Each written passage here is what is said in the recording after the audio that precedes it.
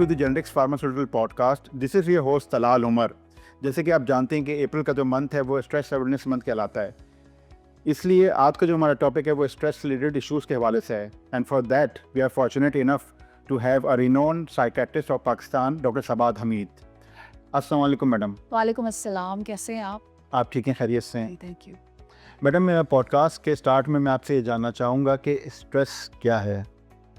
Stress एक इंसान का नॉर्मल ज़िंदगी का हिस्सा है। As long as we are human being, हम इंसान हैं, तो स्ट्रेस हमारी ज़िंदगी का एक नॉर्मल रिस्पॉन्स है जो एक हर इंसान की दिमाग में, उसके जिस्म में, उसके इमोशंस में मौजूद है। ये स्ट्रेस है। मैडम, स्ट्रेस किसी भी आम इंसान को किस तरह अफेक्ट करता है? अच्छा, मैं सबसे पहले तो आपको ये बताना चाहती हूँ कि स्ट्रेस को मैं थोड़ा एलैबोरेट कर दूँ कि स्ट्रेस जो है वो किसी भी इंसान या एक नॉर्मल रिस्पॉन्स और नॉर्मल रिएक्शन है किसी भी ऐसी सिचुएशन में जो उसके लिए चैलेंजिंग है, थ्रेटनिंग है, जिसमें कोई भी इंसान ये फील करता है कि उसको कोई ख़तरा है या उसके ऊपर कोई प्रेशर आ गया है या उसकी ज़िंदगी में कोई प्रॉब्लम आ गई है। तो उसकी सूरत में उसके ऊपर मुख्तलिफ़ तरह के असरात आ सकते हैं, जिसमें फ़िज़िकल, इमोशनल या साइकोलॉजिकल इफ़ेक्ट आते हैं। दूसरे लफ्ज़ों में इसको मैं सिंप्लीफाई कर दूँ तो जिस्मानी, जज्बाती और नफ्सियाती मसाइल का उसको सामना करना पड़ सकता है। Stress is the natural reaction, और लेकिन अगर ट्रिगर फैक्टर बहुत हैवी और बहुत इंटेंस है और काफ़ी टाइम तक किसी इंसान की ज़िंदगी में रहते हैं, तो वो स्ट्रेस फिर उसके कॉन्सिक्वेंसेस डिफरेंट होते हैं। Then it can lead to different psychological or psychiatric disorder. Otherwise, stress is the normal response of any human being. As long as we are alive, stress is with us. It can be positive, it can be negative. Ma'am, आप क्या समझती हैं कि stress से related कुछ हमारी society में myths और मिसकॉन्सेप्शंस हैं, इसके बारे में कुछ बताना चाहें? जी, स्ट्रेस के बारे में बहुत ज़्यादा मिथ्स हैं।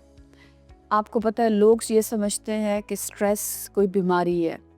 सबसे पहले तो लोगों को ये समझने की ज़रूरत है कि स्ट्रेस कोई बीमारी नहीं है। जैसे मैंने आपको बोला कि स्ट्रेस एक नॉर्मल हम सब की लाइफ का, हमारे दिमाग का, हमारे जिस्म का, हमारे जहन का एक नॉर्मल रिस्पॉन्स है। नॉर्मल रिस्पॉन्स जैसे हम देखते हैं, हम सुनते हैं, हम फील करते हैं, हम किसी से बात करते हैं, इसी तरह से नॉर्मली हम सब स्ट्रेस फील करते हैं। लेकिन लोगों के जहन में सबसे बड़ा मिसकॉन्सेप्शन ये है कि स्ट्रेस कोई बीमारी है, और अगर हम किसी को ये बताएंगे कि हमें स्ट्रेस है तो खुदा न ख्वास्ता वो हमें कमज़ोर समझेंगे, हमें वीक समझेंगे, या वो कहेंगे कि तुम्हें तो कोई मसला है और तुम एक कमज़ोर इंसान हो। सबसे बड़ा मिसकॉन्सेप्शन ये है। तो प्लीज़ इस चीज़ को समझिए कि स्ट्रेस कोई बीमारी नहीं है। स्ट्रेस जो है ना, वो एक, अगर आप एक इंसान है तो स्ट्रेस जो है आपको होगा। मैम, कौन कौन से ऐसे ट्रिगर्स हैं और ऐसी कौन सी वजूहात हैं जो स्ट्रेस को मज़ीद बढ़ाती हैं?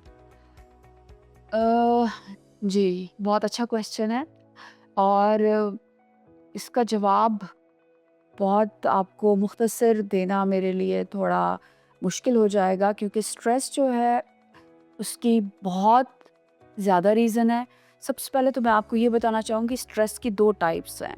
एक होता है यू स्ट्रेस और पॉजिटिव स्ट्रेस।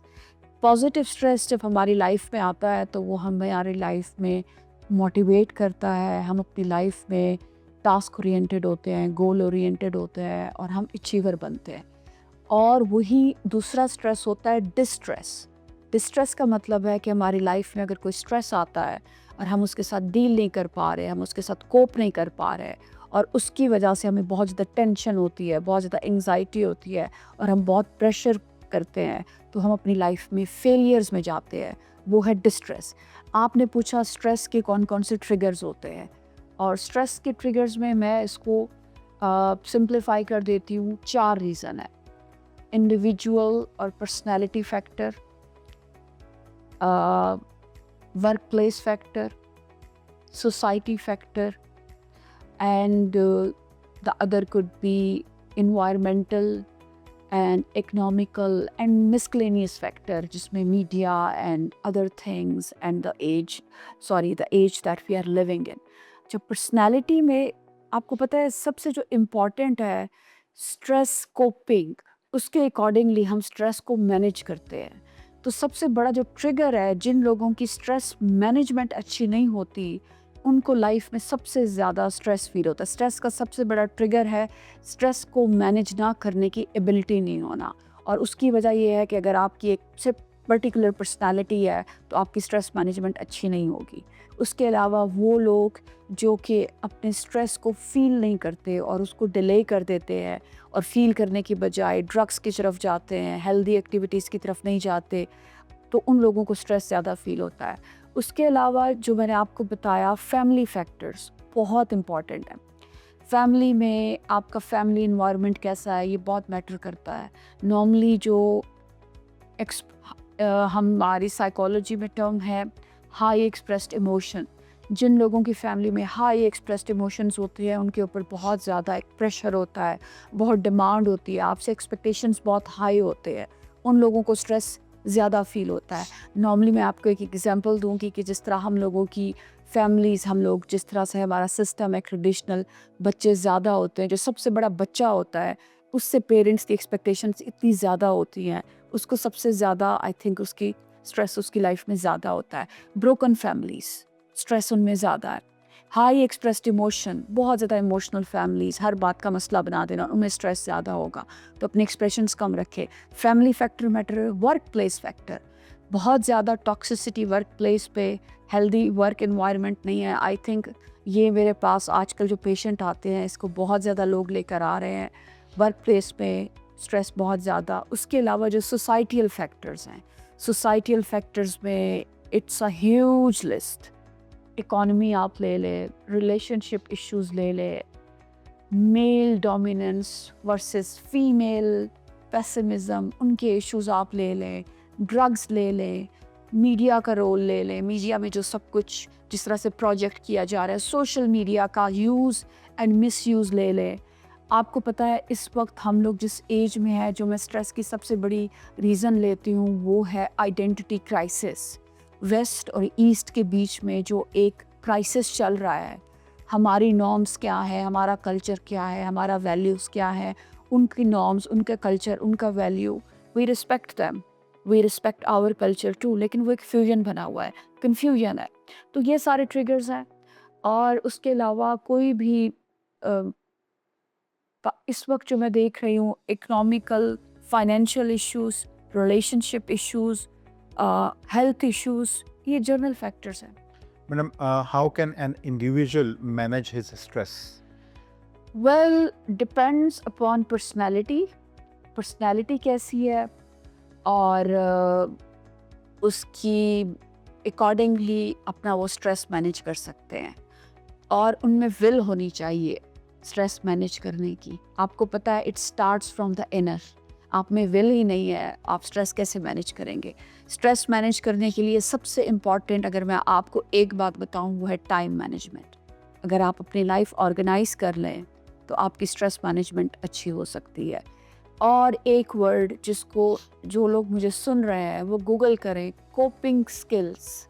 कोपिंग स्किल्स क्या होते हैं? स्ट्रेस से डील करने की एबिलिटी. अब आपने मुझसे ये जनरल क्वेश्चन पूछा है, इसका कोई जनरल जवाब नहीं है. What works for you does not works for me. तो अपनी पर्सनैलिटी, अपनी एबिलिटी के लिहाज से जो चीज़ आप कर सकते हैं आप वो करेंगे. उसमें ये है हेल्दी लाइफस्टाइल. हेल्दी लाइफस्टाइल में कोई फिज़िकल एक्टिविटी आप कर सकते हैं, जो भी आपको पसंद है वो करें. मतलब ये है कि आजकल ना सोशल मीडिया की वजह से लोग कूल बनने के चक्कर में ग्लैमर की तरफ चले गए हैं कि हम एक हाई एंडेड जिम में जाएंगे, हमारे पास हाई एंडेड सारे गैजेट्स होंगे तो फिर ही हम एक्सरसाइज कर सकते हैं. No, it's not necessary.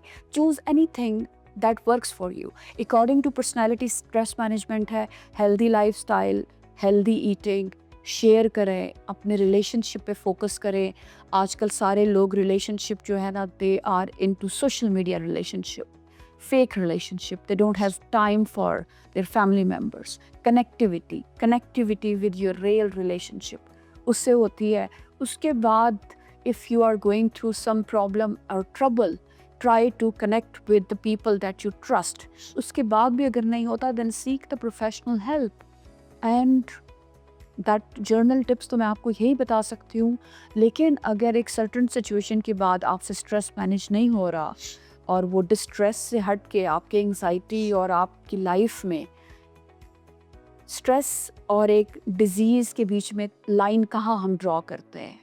अगर स्ट्रेस प्रोलॉन्ग हो के इस लेवल पे चला गया है कि उसकी वजह से आप अपनी जॉब पे बहुत ज़्यादा मिस कर रहे हैं, आपको वहाँ एंगर इश्यूज़ आ रहे हैं, आप अपनी फैमिली में वहाँ पे इरिटेबिलिटी है, आप लोगों से सही से डील नहीं कर पा रहे, आप अपना ख्याल नहीं रख पा रहे, आपकी लाइफ डिस्टर्ब हो गई है, दिस इज़ द लाइन जहाँ पे आपको प्रोफेशनल हेल्प लेनी है। तो stress management is not general, it's individual according to personality. Just again I will repeat, Google the what is the coping skill और उसको आप कस्टमाइज़ करें अपनी पर्सनैलिटी के अकॉर्डिंग। मैडम आजकल ये देखा गया है कि यंग लोगों में बहुत ज़्यादा स्ट्रेस पाया जा रहा है, इसकी क्या वजह समझती हैं आप? यंग लोगों में the brilliant question, because as we were talking before this podcast, I'm a youth mental health passionate और ये टाइटल मैंने खुद चूज़ नहीं किया, मुझे एम्पावर किया यूथ ने। I am a journal and adult psychiatrist and a liaison psychiatrist. I'm working with other teams too. मेरे पास यूनिवर्सिटी से और टीनेजर और यूथ बहुत ज़्यादा I and they connected with me so much. Youth के issues क्या है, जैसे मैंने आपको बताया कि due to that generational gap, social media का जो इम्पैक्ट है लास्ट 2 डेकेड्स में, जो टेक्नोलॉजी की वजह से सबसे ज़्यादा चीप एक्सेसिबल टेक्नोलॉजी पाकिस्तान में है, दुनिया में कहीं पे भी नहीं है। It's so expensive. सबसे ज़्यादा इजी अवेलेबिलिटी ड्रग्स पाकिस्तान में है, सबसे ज़्यादा चीप सिगरेट्स, नेम एनीथिंग। हमारा जो बॉर्डर है जहाँ से ड्रग्स का इन्फ्लक्स है, उसकी वजह से यूथ में सबसे बड़ा जो इशू है इस वक्त, स्ट्रेस को वो कोप कर रहे हैं ड्रग्स के साथ। ये एक बड़ा इशू है। और आपने पूछा उनके स्ट्रेस की सबसे बड़ी वजह क्या है, बाई डायरेक्शनल हो गया। स्ट्रेस को कोप करने के लिए वो ड्रग्स कर रहे हैं और ड्रग्स की वजह से उनके अंदर स्ट्रेस और डिफरेंट साइकाट्रिक इश्यूज बढ़ते जा रहे हैं। उनके सबसे बड़ी वजह स्ट्रेस की ये है कि they can not talk to about themselves to their parents, to their teachers, right, कि वो किन क्राइसिस और किन प्रॉब्लम की वजह से गुजर रहे हैं ड्यू टू टेक्नोलॉजी और मीडिया। उनकी अपनी इमेज कुछ और है, घर में उनकी कोई इमेज और होती है और वो खुद समझते खुद को कुछ और है, क्राइसिस। उसके बाद आप अपने मुल्क की इकोनॉमी देख लें, unemployment, financial issues, number of issues. और जो सबसे बड़ा क्राइसिस मैं यूथ में देखती हूँ, जो मेरे पास मोस्टली आते हैं, वो मैं आपको यही बता रही हूँ कि मेरे पास बच्चों से लेकर टीनेजर्स से लेकर यूथ आते हैं। उनका सबसे बड़ा प्रॉब्लम यही है कि they are not being understood well and then they have to change and shift their role. School में कुछ और, यूनिवर्सिटी में कुछ और, घर में कुछ और, सोसाइटी में कुछ और उसके बाद यही job, finances, relationships and all the other thing. There is confusion all over the way. Doctor साहब, if someone is suffering from stress तो उसे किस कंसल्टेंट के पास जाना चाहिए? जैसे मैंने कहा, स्ट्रेस तो नॉर्मल है, लेकिन अगर प्रोलॉन्ग हो जाता है, और एक ही मैं उसमें आपको लाइन में बताऊंगी कि अगर उसकी फंक्शनैलिटी इफेक्ट हो रही है, कि वो अपनी डेली लाइफ में कंट्रीब्यूट नहीं कर पा रहा, अपने रोल प्ले नहीं कर रहा, जॉब नहीं कर पा रहा, फैमिली में कंट्रीब्यूट नहीं कर पा रहा, अपना ख्याल नहीं रख पा रहा, अगर जॉब और कोई तो उसके बाद उसको मेंटल हेल्थ प्रोफेशनल से हेल्प सीख करनी चाहिए। And that is psychiatrist. Yes, the best person to see is a psychiatrist, and it could be a qualified psychologist. Okay. Yes.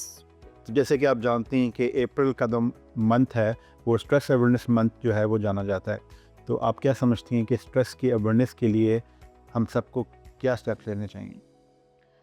Stress की अवेयरनेस के लिए यही है कि आप सब प्लीज़ स्ट्रेस को एक्सेप्ट करें कि stress is the natural response, जैसे आपके बाकी नेचुरल रिस्पॉन्सेज हैं। आप हंसते हैं, मुस्कुराते हैं, रोते हैं, खुश होते हैं, उदास होते हैं, इसी तरह से आप स्ट्रेस भी महसूस करते हैं। तो इसको एक्सेप्ट करें, इसको एम्ब्रेस करें और अगर आपको बहुत ज़्यादा स्ट्रेस फील होता है और अगर आप उसको कोप नहीं कर पा रहे, then please share it with somebody जो ट्रस्ट। लेकिन अगर आपकी लाइफ में कोई नहीं है जिस पे आप ट्रस्ट नहीं कर पाते और आप उसको समझ नहीं रहे, तो फिर प्रोफेशनल हेल्प सीख करें और अपना ख्याल रखें। सेल्फ लव इज़ द की। मैम, पॉडकास्ट के एंड में आप कोई टेक होम मैसेज देना चाहेंगी? टेक होम मैसेज यही है मेरा आप सबके लिए कि there is no health without mental health, और मेंटल हेल्थ फिज़िकल हेल्थ से भी ज़्यादा इम्पॉर्टेंट है। प्लीज़ आप इस चीज़ को एक्सेप्ट करें। अगर आपको स्ट्रेस फील होता है और वो स्ट्रेस से डिस्ट्रेस में कन्वर्ट हो गया है, तो इसमें ये आपकी वीकनेस नहीं है, ये एक नेचुरल ह्यूमन रिस्पॉन्स है। और मैं आपको ये बात बताना चाहती हूँ कि being vulnerable means being beautiful. हम सब की लाइफ में, हम सब जितने इंसान हैं उन सबको स्ट्रेस फील होता है, और उस स्ट्रेस की वजह से आपके पास ज़िंदगी में दो रास्ते बनते हैं। साइकोलॉजी में एक कॉन्सेप्ट है कि जितने ज़िंदगी में बहुत बड़े बड़े अचीवर्स हैं या हीरोज़ हैं या बहुत बड़े बड़े लोग हैं जिन्होंने ज़िंदगी में बहुत कुछ किया है, और उसके अलावा वो लोग हैं जो ज़िंदगी में फ़ेल हो गए और जो ज़िंदगी में कुछ नहीं कर पाए। उन दोनों की ज़िंदगी में एक ही तरह के लाइफ इवेंट होते हैं। रास्ते दो होते हैं, आपकी मर्ज़ी, आप जो रास्ता चुने। Look after yourself, self love is the key, और हमेशा अपना ख्याल रखें and take care. Thank you. Thank you madam, बहुत बहुत शुक्रिया कि आज की इस पॉडकास्ट के लिए आपने अपने बिजी शेड्यूल में से टाइम निकाला। Thank you very much.